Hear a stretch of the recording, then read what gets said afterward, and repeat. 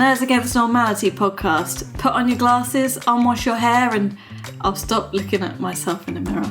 I was just describing a nerd for you. Oh, okay. That's a real bad stereotype there, Stacey. Sorry about that. I apologise for some of us actually just did wash our hair. Some of us don't even have hair. Yeah. I'm Stacey Bowles, and I've just been hanging out here all the time on my own. I've got Harry Bowles with me, who's been away in Australia. He's come back after just 1 week. Hi.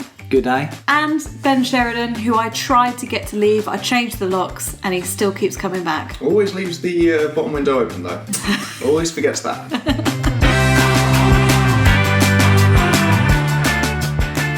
Okay, so at this point in the show, I would go into what our weekly catch-ups were, but let me just stop it for you. Ben's worked on something which he can't talk about due to an NDA. That's true. Stacey has watched some trash TV. That's partially true.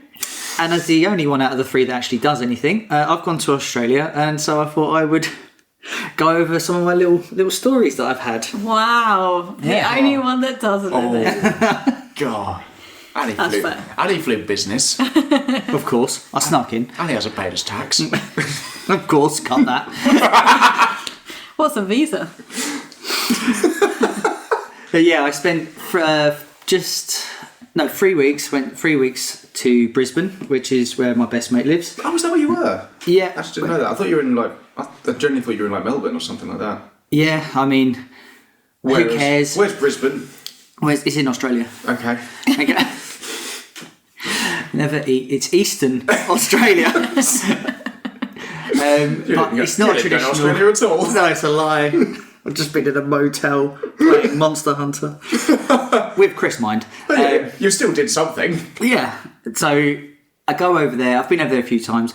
I've got over my fear of everything's going to kill you in Australia. Because the first time I went out there, I was like, lift the toilet seat. Oh my God, turn the light on every time you go into a room, scan the room. But now I'm just like, whatever. It doesn't happen like that often that you see things.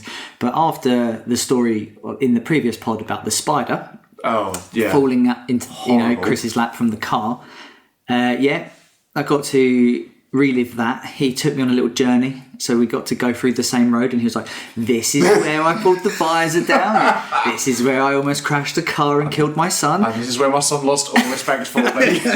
And that's actually where I lost my dignity. Did you get to meet Herbie?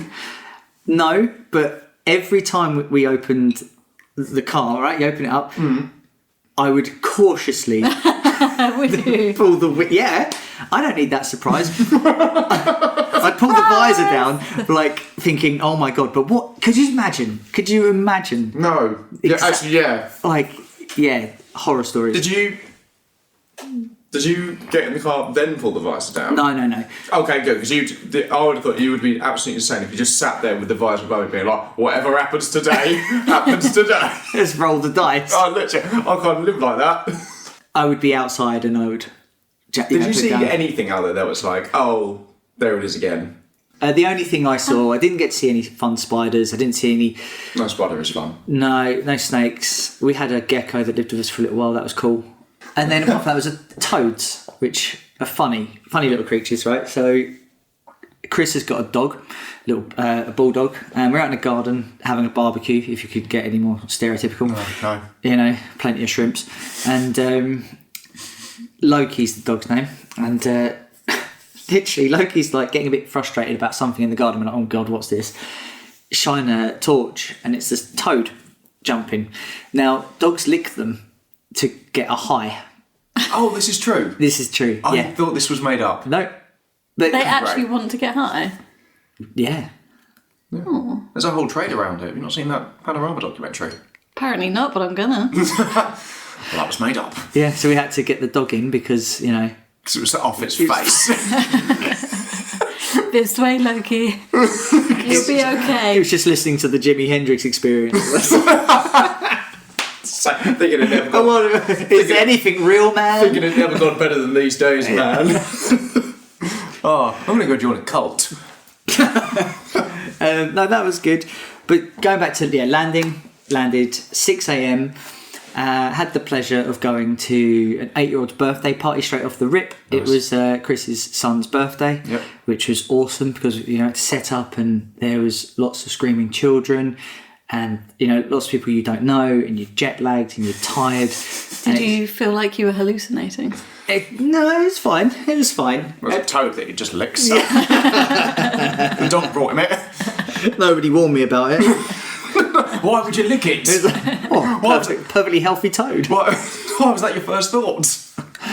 And I thought it's okay because I just got to suck this up and then I can go. The toad or? Yeah, I sucked that right up. It's a hell of a social video going up next Thursday. And then went home. I thought, oh, thank God we can just grab a few beers and I can go to bed at like 6 o'clock. And he's like, no, got another birthday party to go to. And I was like, oh, good. And he's like, do you want to come? And I was like, why not? Going to laser tag. And I was like, oh boy, that'd be great. I'll be so honest with you, Chris. That sounds awful. Yeah. Oh, no, I love laser tag. Yeah, so do I normally after I hadn't been on a plane for like 25 hours. But yeah, so got there, dog tired. And then we had like super competitive dads. So the kids were playing laser tag. They had a couple of games. It was all fun. And then Super Dad, we'll call him, has gone up to the counter and is like, what are the chances of us joining them in their last game? And we'd take down, the kids versus us. And the guy's like, yeah, no worries. He's like, we'll just chuck you in for free. It's all good. Super casual. 5, super easy, barely any minutes. So 5 adults, me, one of them being like literally like Hypnotoad from Futurama. Like, can't see straight. They're like, are you okay, Harry? And I'm like, yeah. They're like, you're facing the wall, mate. You're the one in the corner of the room, like the Vietnam vet. Yeah. It's just rocking with like the gun. Just getting horrible flashbacks. I had horrible flashbacks after the laser tag, I've got to say, because it turns out that having 12 8-year-olds chase you with laser tag guns is just terrifying. And they're so fast. They don't run out of energy either. Stop running. You'd think it's like part of the boss fight where they go like, this is surely their recovery phase where I can get a few hits in. Like, no, they're just still going. After I clonked them with the gun, I thought it would slow them down, but that's not how you play laser tag. And I took some of them hostage. Did you remember your couch to 5K training? Yeah, breathing. Did it work? No. Did you at least wear army pants? Army pants? Like commando pants? Are you talking about shorts and trousers? No, camouflage pants. Oh, no, it's just... How would you know? You wouldn't better see me. Mummy, that man's only got a t-shirt on. It's why I was Why is he hanging out with 12 kids? And why is he losing so badly? Hey, so obviously we lost against the 12 kids because you just can't kill them quick enough. No. Which is the problem I've always faced. And I'd gone commander, so of course I was wearing no pants. But I didn't, in our team, I come third, which I was happy with, which is embarrassing for the Out other of the dads? Yeah. How many of them were in the team? So there's 5 of us and 12 of them. All right, okay. And I was happy with, middle ground, I was happy with that. That's fine. But Super Dad was not happy with that. He's ex-military and he was like, boys, it's embarrassing we got bitten by these kids. And I was like... We got our arse handed to us in the Middle East. We got our arse handed to us in Vietnam. I'm not having it again.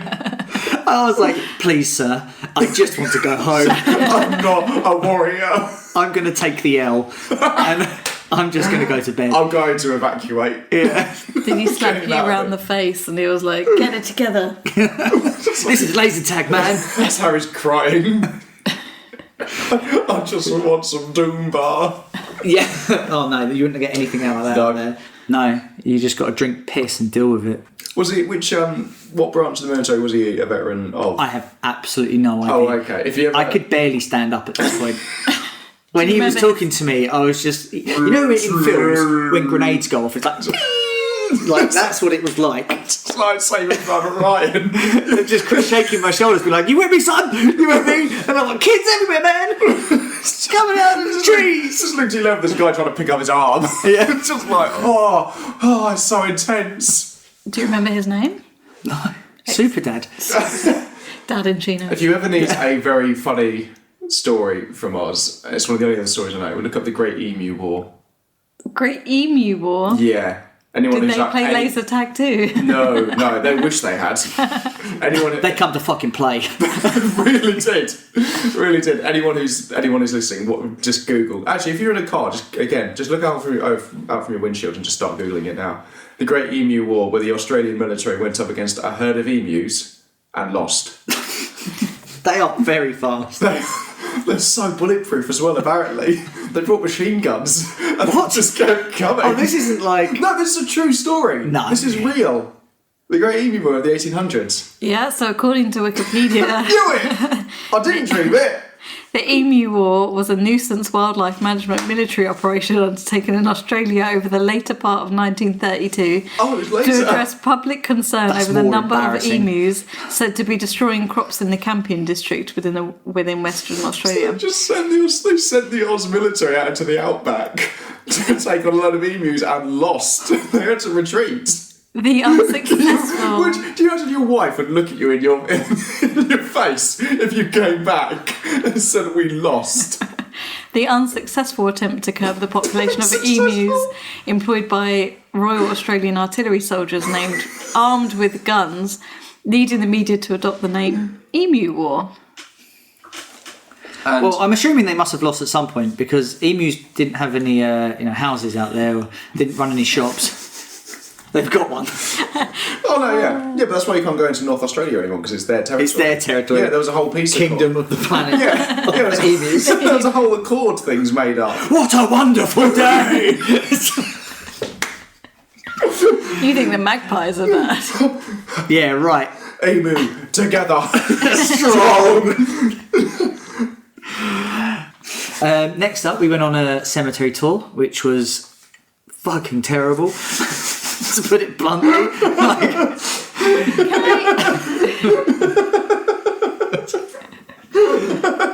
I'm sure Katinka won't mind me saying it was her idea, and it was a bit of a blowout. Ben might die on a chocolate babka. Balaclava, sorry. I'm uncultured. Can I ask you about that? Because I'm sorry, I have questions too. you won't do an Ouija board, right? I think What board? Sorry, say that again. A Ouija board. You won't do. I know the Ouija board. What did I say? A Ouija board. I think Is that the Wish version of a Ouija board? I think we talked about it in a previous episode. Yeah. Even though it's made by Hasbro, you won't go near it, you won't touch it, but you're happy to go on a cemetery tour. Yeah. Okay. I'm just wondering where the line is.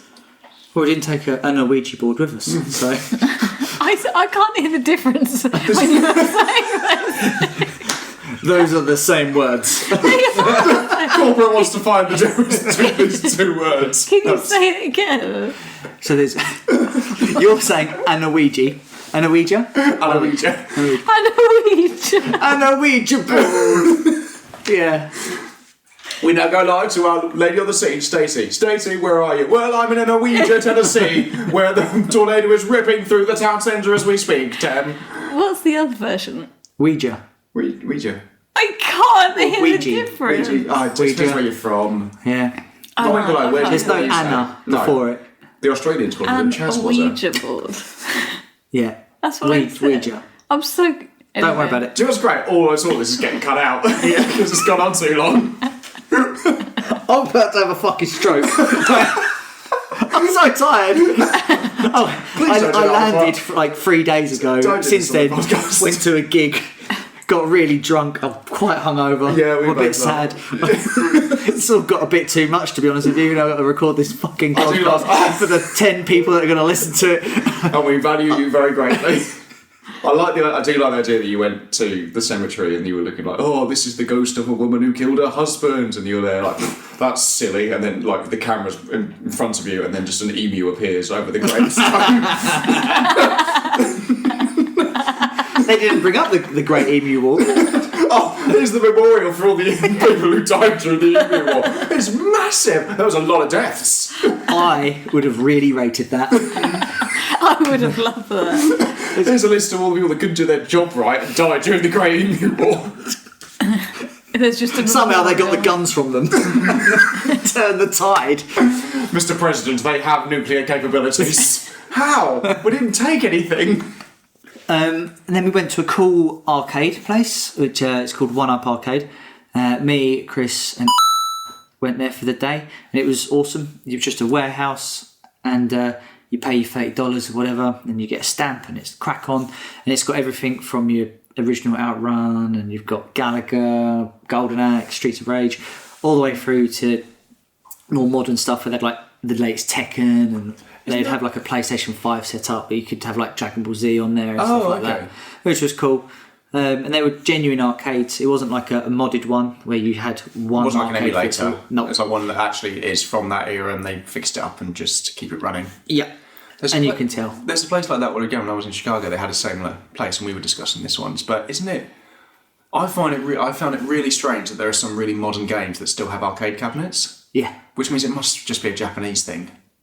Surely, like Tekken 6 and the new Street Fighter and the new Mortal Kombat. Yeah, Street Fighter was there. Like the new Mortal Kombat has an arcade cabinet, and you just think, who is that for? Because it's can't like who. The kids loved it. To be honest with you, I mean, I'm not particularly proud of this. I'm a little bit proud of it. You are so proud of it. I don't say I'm not proud of it. Like, I'm so proud of it. I've known you long enough. So we were playing Tekken 6, I think it was, and like let's have a game. And I was like, okay, you can pick my characters. So he picks my characters, and he beats me, and he's like, no, I beat you. And I was like, oh, no worries, man. Yeah, but he's never going to be able to afford a house. Go. Chokes on you. Yeah. So I got the laser tag gun and I shot him. Smacked him. Well, I wonder why you was carrying that around the entirety of the rest of the trip. And I was like, no worries, man, we'll go again. You can pick my characters again. And he beat me again. And he was like, you're trash. And I was like, all right, let's play again, son. Right. You need to respect your elders. Yeah. I'm picking my characters. Your dad might love you, but I'm ambivalent. And then I was like, right, game time. I'm not having this as a veteran. You widened your stance. Yeah, I leaned forward. You pulled your trousers up. I was ready to go. And I beat him with the next game, and I was like, nice, 2-1. He's still pretty chill. Did you do the hand clap thing? Yeah.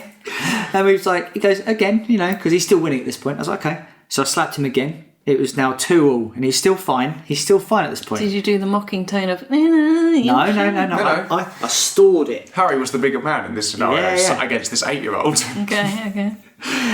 And then, played again, and I was like, feeling confident at this point. I was like, you can pick my characters.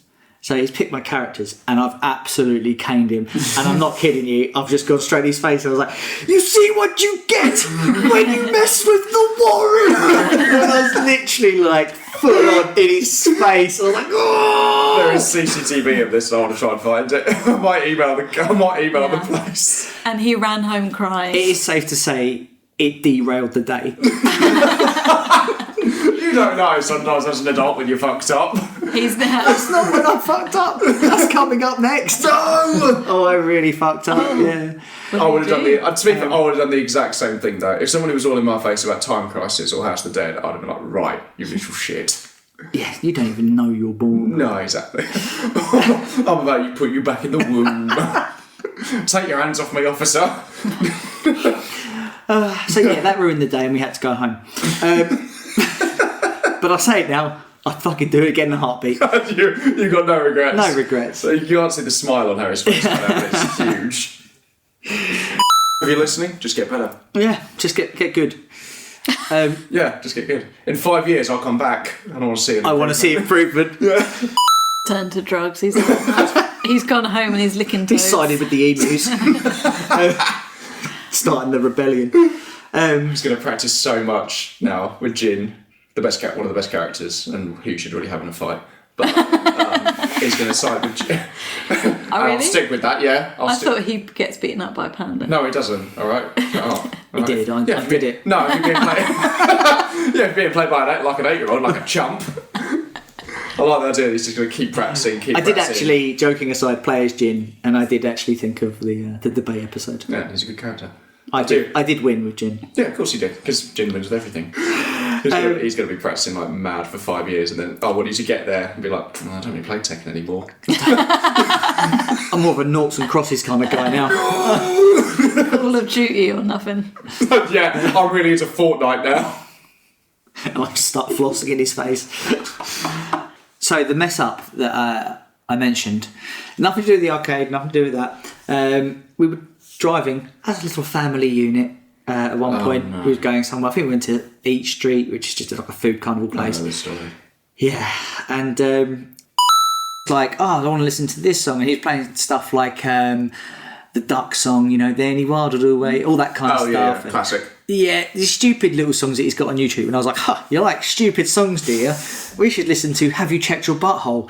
Nice. And to Chris was like, for God's sake, like, why have you got to play this crap in the car? And I was like, no, it's funny, it's fine. It's just a stupid song. Yeah, it turns out it uses the word cunt in it, and Oscar is now obsessed with this song. Oh, no. Are you really?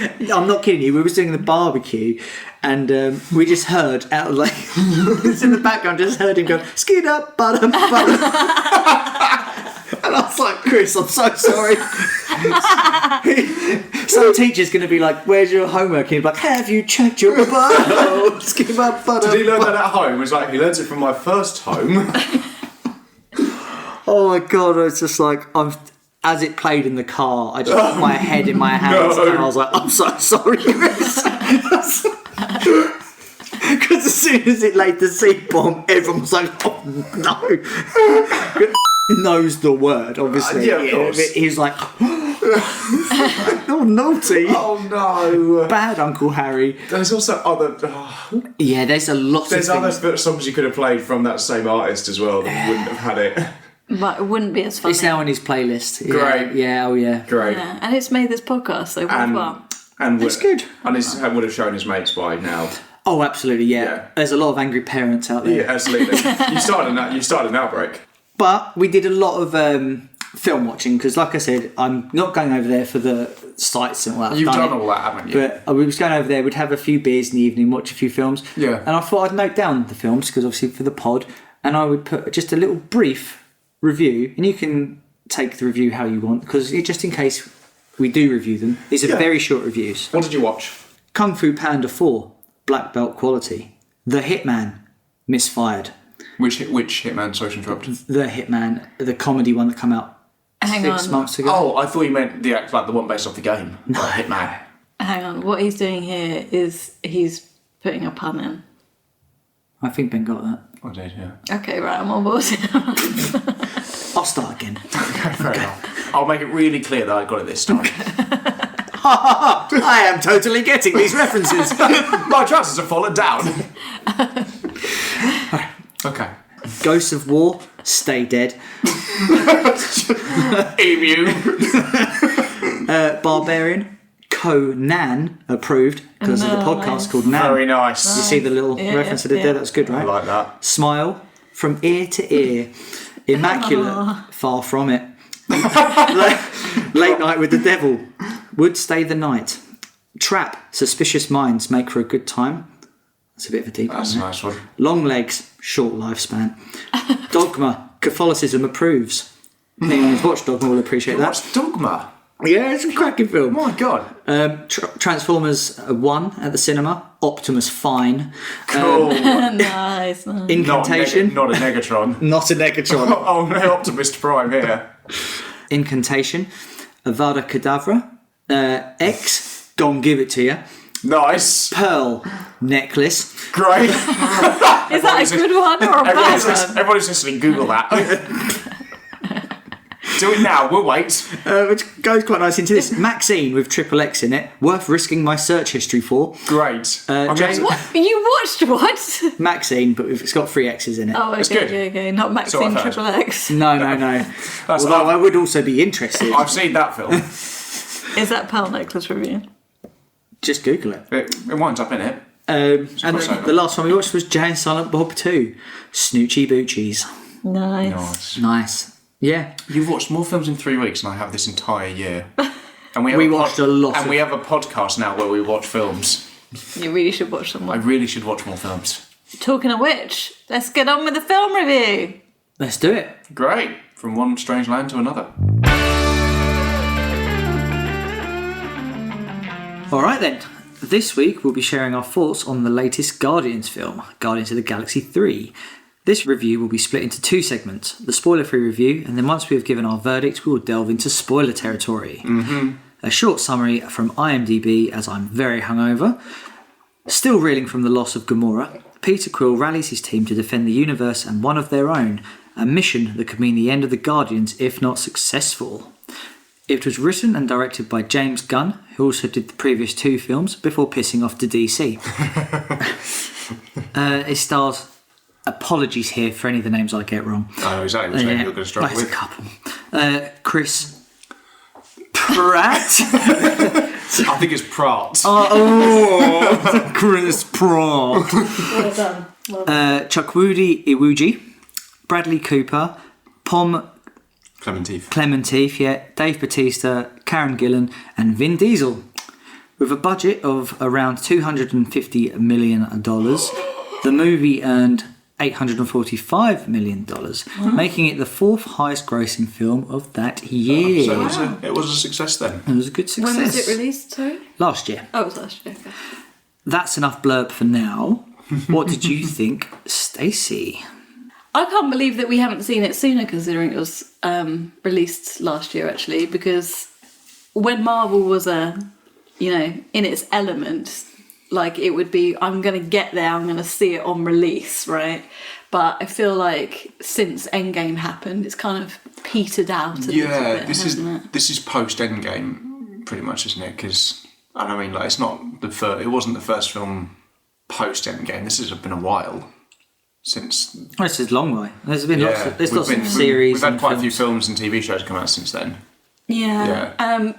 But I would consider Guardians being like part of the original ilk. Like, it's not a new one that we haven't seen. Like, it's an established franchise. Yeah, that's what I mean. So it's not the Angelina Jolie one. What's that? Eternals or whatever.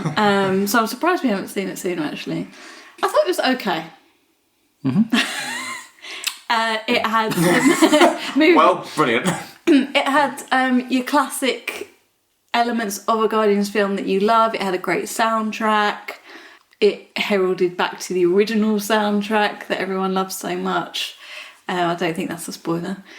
The music choice. It was funny. It had some great moments between the cast and the crew. Cast and crew. Yeah, you can see a lot of the cameramen in the background there, a lot of the runners just jumping through sets. They're like, thank you, sound guy.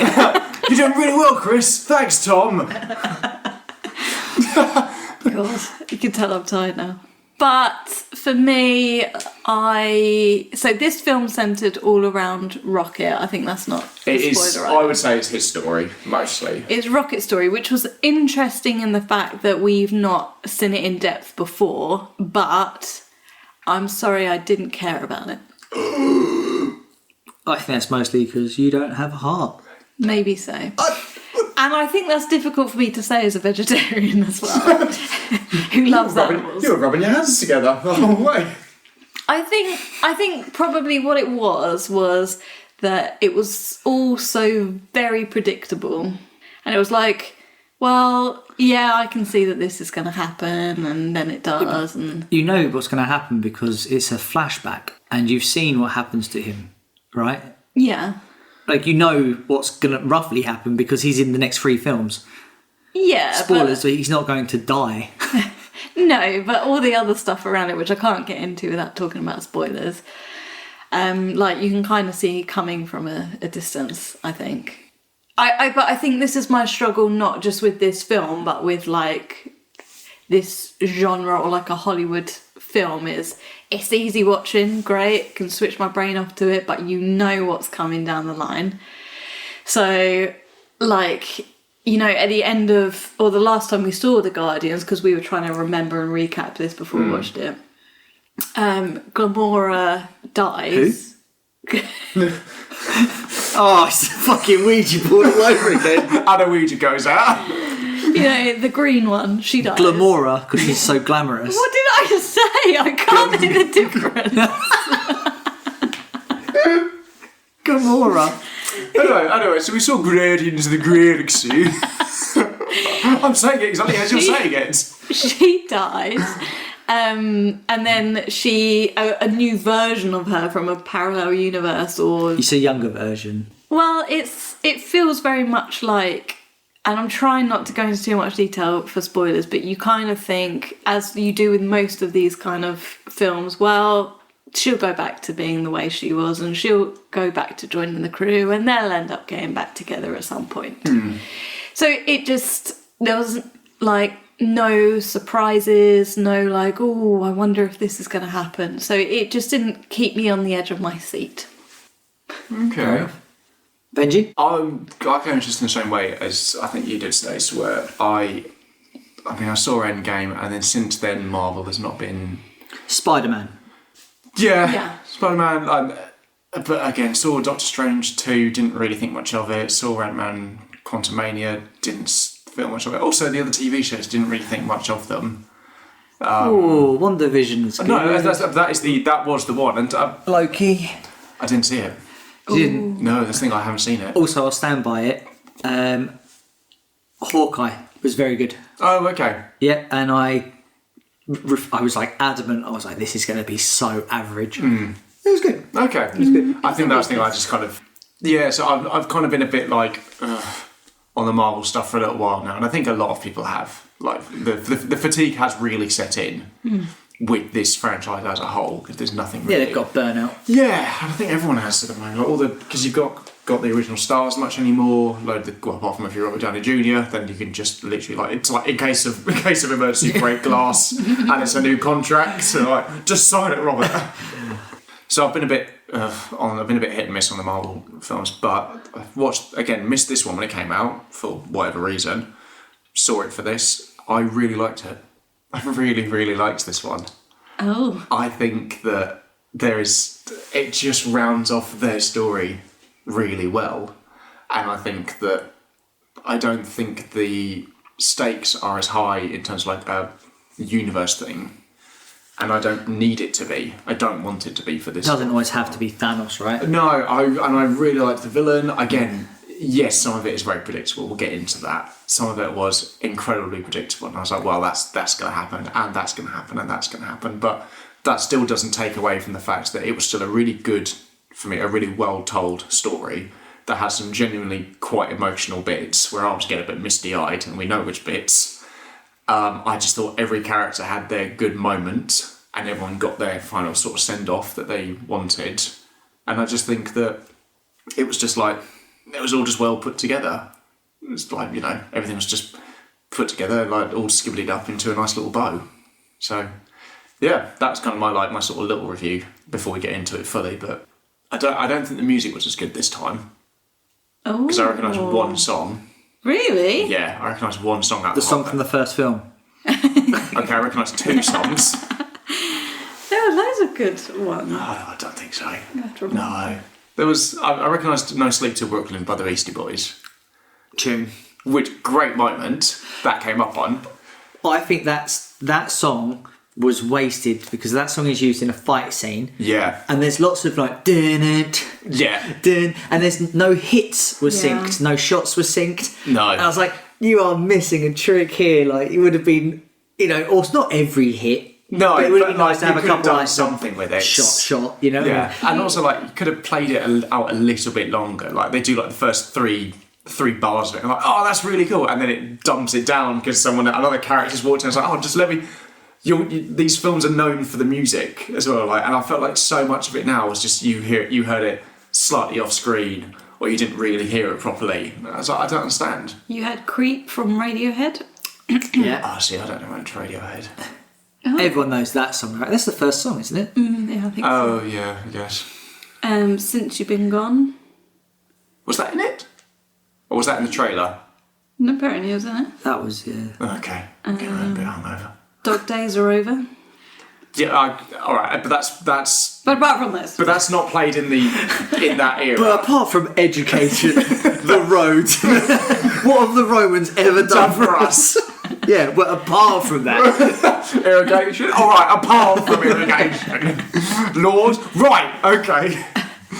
But I did like, but that, I can't count that because he literally selects 2000s to be like, it's the new era of the Guardians. There's some really harrowing moments in this one. Like some really like tug at your heartstrings, like shit, this might be this might be it. Can you play it up a little bit? Because I said that you didn't really care that much. Yeah, you shouldn't. But like, there's points when like, there's a point where they let that linger, but there's also other points where like something quite sad happens or something that's like, oh shit, that's just happened, and then immediately there's a joke afterwards. I was like, oh, I kind of would have liked it if that had been played I disagree. out a little I more. think they did well with trying not to put too much humour in. Like Thor, what was the last one? Love and Thunder. Like literally everywhere. Natalie Portman's like, I've got cancer, insert joke here. And it's like so poorly executed. Just like, that doesn't need a joke. And admittedly, they do put comedy in here, but I thought a lot of the heavier moments, they let it. There are bits that are allowed to breathe. Yeah, they didn't have to feel like, God, how do we get to the next scene? Fart joking. But I think that Dave Bautista. I was a bit scared about saying that because my pronunciation's not on point today. You've missed every shot you've taken so far. I think partially that's because of him, because he's just so like naturally funny on screen, isn't he? I think so anyway. But I thought most of the he has got came some from- really good laughs in this one. I also think Peter Quill's got some really good jokes in this one. And what did you think about it, Harry? So, I wrote down a few things. I thought it was a nice send-off, as you said as well, for the current Guardians team. It was done tastefully and without needless humour getting in the way of a good story, especially regarding Rocket, as his backstory is definitely the most tragic. The film does a good job of making you care for all the characters, and even though some of them get a better arc than others, I feel they juggled the team well and made them all feel important in their own way. I felt like they all had a part. It's like sometimes when you get a team that big, it can be like, oh, they're important, they're just there, you know. And I don't like that. In a time where I've zoned out to most Marvel stuff, this was a welcome addition to the MCU. I think going forward, that's the bar they need to hit. I think that just putting in stupid dick and fart jokes isn't enough to carry a multi-billion-pound franchise. This isn't Transformers. No. Even though it did and I will die on that hill. I watch Transformers forever. Even though that did carry a multi-billion-dollar franchise for quite a while. I agree with you, Stace. I put banging soundtrack as always, very dependable. Songs will end up on my playlist. The CGI I thought was mostly great, It's and I so can't good. believe I'm saying that about a film that might have had a 250 million budget. But you look at the Marvels and stuff that's come out recently, it's trash. It's like if you just give the production team enough time to cook it in the oven, it can look great.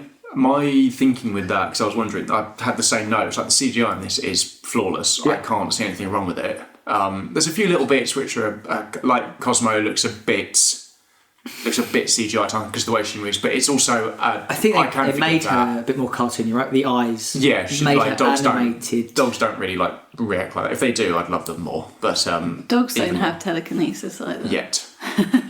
If the emus can get The babies. I was going to make an emu I saw joke. the look in your eyes. It's like I'm getting there.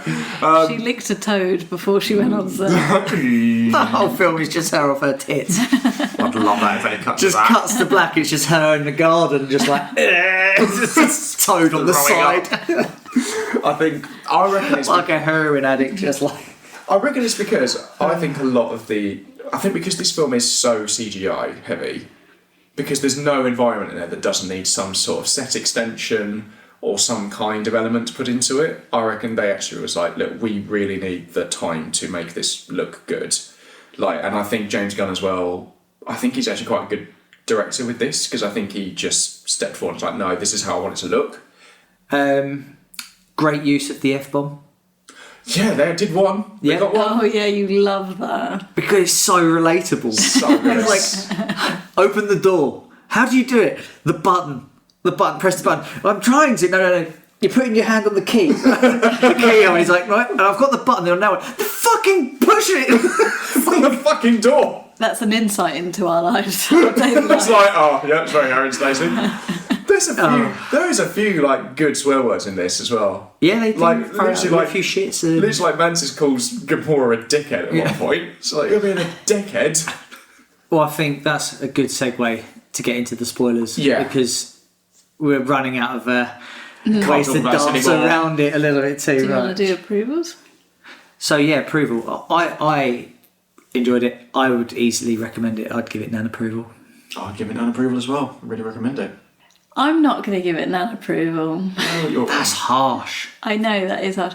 And the thing is, I can't work out whether it's because of the Marvel fatigue, and I'm like, I just don't care for another Marvel film right now. Okay. Fair enough. 2 out of 3 is not Sorry, bad. don't hate 2 me. out of 3 ain't bad. Yeah, okay. So, spoilers. So, I thought the Rocket story was really good. Really... It's so sad. Yeah. It's so sad. And I need to get into this with you because, like, I understand where you're coming from. As soon as I saw them... Well, they're not in the other films, are they? Yeah, and they're never mentioned again. Yeah. As soon as I saw them, and they were, like, quite cute in their own way, I was like, right, well, they're dead. A bit like how the Toy Story... Yeah, did you get that vibe as well? Yeah. It was the Toy Story thing all over again. Yeah. That must have been you must have had that as a mood board on when you're getting the design of them. Because like I'm generally a little bit like skittish around things that look like spiders anyway. But I was like, oh, the rabbit's cool. The rabbit's cute in its own. Oh, I thought the rabbit was grotesque. Once you get used to it. Yeah, the like, first time when it you came see out, it, I was like, oh, I didn't like that. Kill it with fire. God. But yeah, you knew they weren't going to make it out of there. But again, I don't think that made that any less impactful. Because I was not in a good way when, like, they died. So as a vegetarian, I always try to argue that there is a genre of films for vegetarians. So you've got, like, Babe, Pig in the City, for example. And this would classify as one of those. This would definitely class as it. Because it's all about animal cruelty and stuff. But I just think it could have been done in a more gritty way. I think the fact that they died because the evil guy tried to shoot them down, meh. But I think that's actually quite the sad bit about it. Because, yeah, one of them, like Lila, what is he, an otter? Otter, yeah. Yeah, which is annoying because I really like otters. Which they then tried to say is a little love story between her and Rocket. Don't know, it just didn't land as much because it was like just a very quick death, easy death. But I think Like I don't think it should be. I think that was kind of the tragedy of it, was that it's not going to be this like long drawn out thing. It's just like, yeah, you turn around, sorry, your friends are dead. Yeah, but it's no, I don't know. It didn't mean as much. I think they could have gone like, I don't know. It just didn't land. No, that's fair. I mean, yeah, fair enough. For some people, it's in because they're cold and heartless. But for people like me and Harry who have hearts. And I also thought it was really weird with Rocket finally getting the brain implant or whatever that makes him super smart, and yet he's struggling to speak. And yet he's doing like physics equations on a board and working out how to create this super species of animals, and yet he can't remember certain words. Like it just didn't tie in a little bit. Yeah, I think the rate of him like learning to the rate of him actually evolving is a bit Hollywood. It's very like film magic. Yeah. I think there's enough in that story for it to be just like absolutely tragic, and also like just the fact they give them names. I was like, fuck's sake, don't give them names that get attached. That's actually on that note, this film doesn't hold back like at all. Like you've got that happens, which is quite violent. He literally gets his face gouged out, and you see it. Oh, yeah. You pretty much see it. You've got a lot of like. It reminded me of Harvey Dent. When I was like, there's no way they'll show his exactly face. That. I was like, oh, that's his face. Yeah. I would like to say one of the best things for me about this entire film was the makeup on the evil guy. The RoboCop guy. Yeah, where he had I'm gutted they made that joke. Oh yeah. Yeah, I was like, I'm going to make that joke. What's really funny is only he would understand that joke. Yeah. None of the others will know what he's talking about. But where they have his face stretched back by that metal casing around his head, if you look, because I was just obsessed with it, all it is like the light and shade on the side of his face to make it look like it's being stretched, but so cleverly done, because it looked so real, right? Probably the most harrowing bit for me was when they're trying to get in the spaceship and then they look at the family, like together or running or something. Yeah, and then suddenly they're gone. Just vaporised. Although talking of villains, I will say that it did distract me for a large portion of this film that I know exactly where this is going. that one of the villains, the henchman, the scientist guy. Oh yeah. Is Matthias in Superstore, and he only ever plays like a really funny, like campy. Yeah, he's really flamboyant. And he almost plays the same character. Quite actually not too far off, but yeah, I was just like, couldn't take him seriously. I don't know if they're going to do a Guardians 4, because... Apparently not. Yeah, because this team is... It's done. It ends, but we can say it now, that the team is split. It's disbanded. Yeah, They said Rocket has his own team. back. Peter Quill will come back because Chris Pratt needs that motherfucking money. He's got so many voiceover roles. Yeah, that's true. He's going to be doing Sonic soon. Get off it. Yeah, they'll keep him because he's Star-Lord and he's a big name. But the rest, they're probably done. Dave Bautista has said that he's done with his role. It's not to say that they won't be in future films, but I can't see it being another Guardians film. The bit that really got me was I genuinely thought they'd killed off Rocket.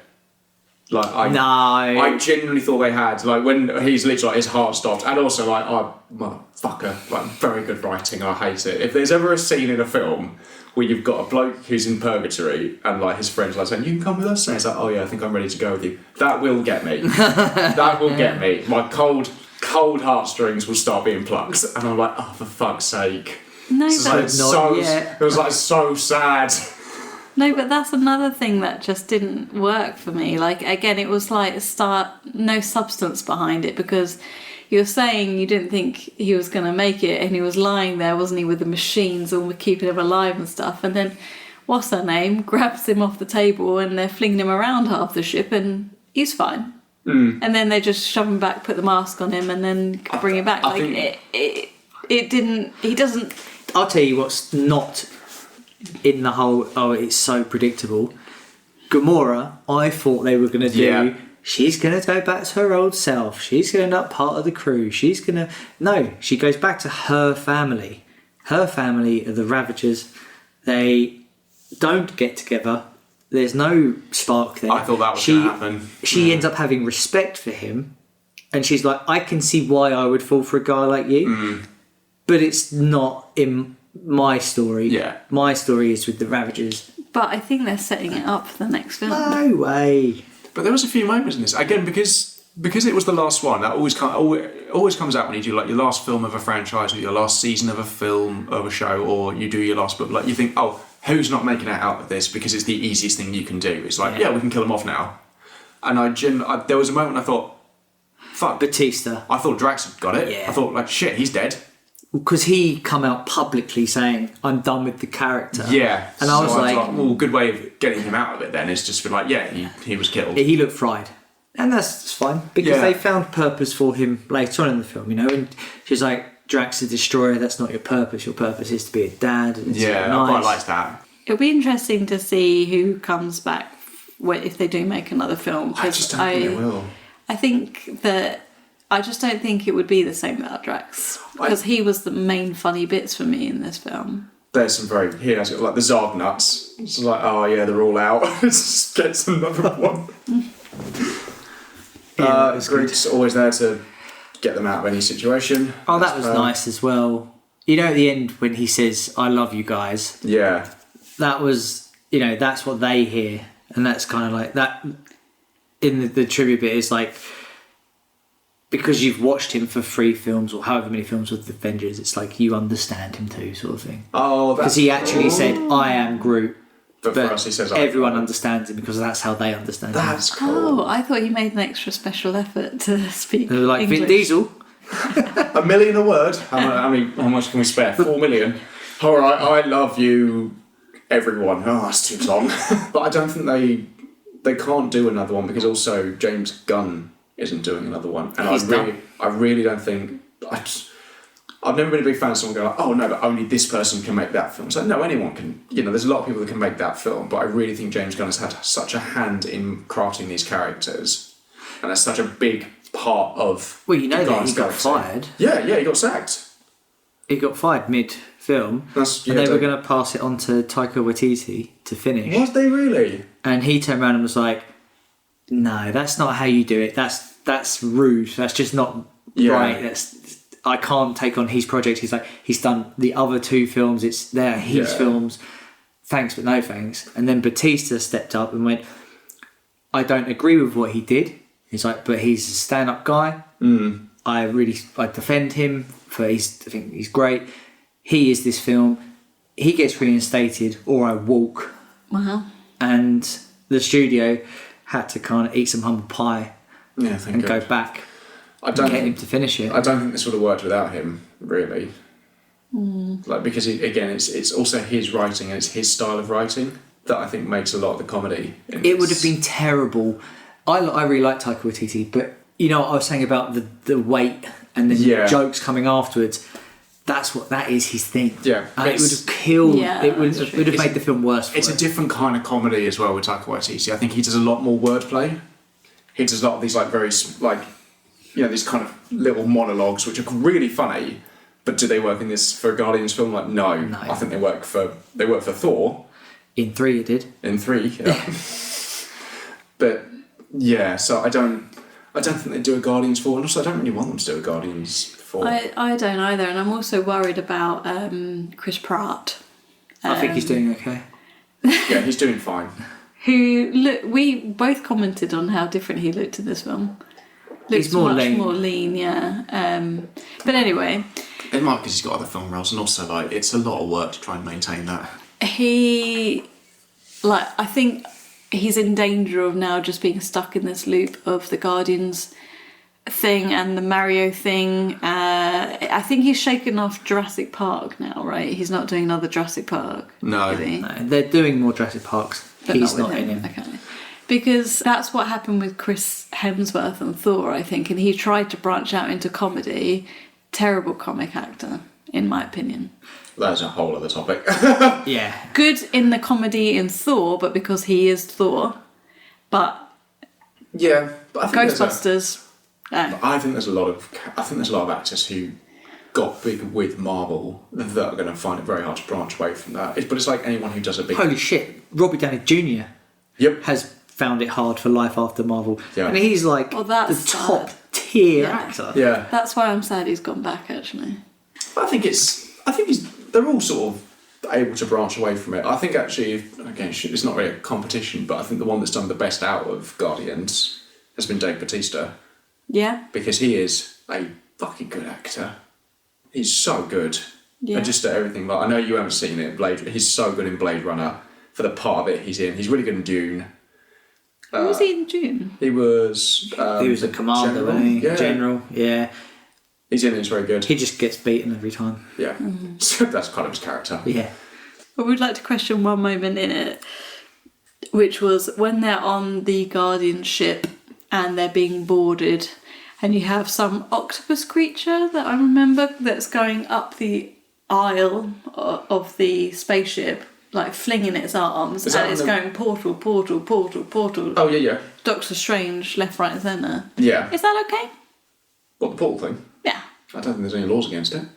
No, but this octopus guy can just summon up a portal whenever he wants. Doctor Strange studied for decades. There's people just more talented than others.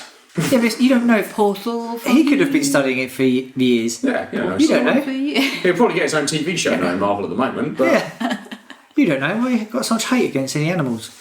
Apparently, I'm a stupid octopus. I can make rings. Yeah. If anything, I'd love to have an octopus that can do that. He's got 8 arms. He fucking do rings for days. He should join the Avengers. That's why I like Harry to do the script rewrites. Yeah. Okay. Oh, also, isn't he great? And I love him in anything he's in, and I want him in everything. Nathan Fillion is so good. Who? In this. Nathan Fillion, he is the security guard who finds them, and he's just like, look, I'm really sorry, I've got one of those guys too. It's my nephew. Whatever it is. Honestly, this guy, I really like. He's great. This one. Keep it up, champ. One of them says it in front of him as well. And it's just like, this one, honestly, I'm going to murder him. I could choke him out. That is Nathan Fillion. He is great in everything. He's one of my favourite actors. I'm just so happy he's in this. Can I also? I don't want to just keep moaning and moaning, but the gold, I'm used to it. But you're going to. Yeah. the gold race. Nah, There's only 2 of them that really matter, and they're in it. bit pointless though. Well, actually, No, like substance again. But again, this is the problem with like the Adam Warlock thing, which is that he's just a bit of a wasted character, and I feel really bad for Will Poulter because I think he put a lot of effort into it. He was great. He is funny in it. Yeah. I love his I love it when he fries that guy. Just like, what? Get information. Yeah, get information from him. You vaporised him. Oh, that's made me sad. I'm sad about that. But it felt like they tried to build a plot around him because they wanted him in it. Like, I don't know. I think they want him for future films more than anything. Right. Okay. Because you could cut him out of the film. Yeah. And it would be fine. The only significant thing he does is that he saves Peter. Right, I'm going to do a little trivia before we wrap up. Absolutely. There's not that many to be fair. But yeah, as we mentioned before, the film sets a record for the most makeup appliances used in a single film. Are they CGI people on Counter-Earth? No, they're all practical. Yeah. Also, where are they keeping this Counter-Earth? No. Keeping it. Yeah, They didn't make another Earth. No, but if they're like I someone. know Marvel's got a lot of money. No, but if It someone wouldn't is surprise like, me. if someone is stargazing out there and they're like, "Oh look, I found Earth," not that one. Don't look over there. Stage, the universe is huge. Fucking massive. So big. I can get the diagram up again.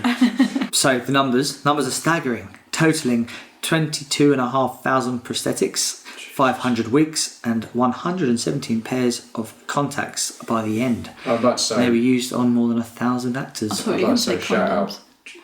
Yeah, it was a huge gangbang. There were 3 furry invasions on this film. All 3 were beaten back. Shout out actually to those scenes because I genuinely went wow. Because hats off to the costumers, the makeup team, and the runners, the crowd runners that had to look after them. Like, well It was done. refreshing, wasn't it? Like actually not having CGI everything. Yeah, especially and also for most of the film which has got some kind of CGI element, that's practical, Yeah, it's good. and I quite liked that. Karen Gillan, who's Nebula, you know, Blue Lady. This is I don't know She was a how. Karen. I don't know how this made it into the trivia, but she accidentally scheduled a couples therapy session on a day she was shooting a scene for the movie, and consequently appeared in full makeup at the session. Nice. Yeah. The thing is, I just don't think he takes me seriously. Like, can you fucking blame me, love? It's just all the cosplay she does. What cosplay? I don't know what's happening, but I just feel more and more just really blue. Very good. Terrible. I like the. Can you imagine that therapist getting back and like, babe, you would not believe the day I had. You'd be like, yeah, mad. I mean, it would be mad couples therapy for her, Yeah. but then she turns up in that. If you ever wanted a good look at the making of this film, that behind the scenes, Karen Gillan has a YouTube channel where she vlogged her days on set. Oh, nice. And would really recommend it if anyone's interested in like how they actually did some of the fight scenes and how they rehearsed it and all that. She actually takes you through her day, and as someone who does that sort of stuff for a living and can't talk about it, it's pretty accurate. Yeah. Yeah. Oh, nice. Yeah. That's quite interesting. Sorry, just a nice little That's right. fact I remembered there. It was the first Marvel film to implement the F-bomb. Oh, really? Yeah. Deadpool Although it has aside. been eclipsed since then. Yeah. We've been Nerds Against Normality. Thanks for hanging with us. Catch all of our latest episodes every Thursday wherever you get your podcast from. Please follow, rate, like us on all the social media for more exclusive content. We're on Facebook, Insta, TikTok, and that's it. Just those. If you have a question, something you want us to review, or a great story from your week, please email us at nerdsagainstnormalitypod@outlook.com. Love you, bye! Bye. Goodbye.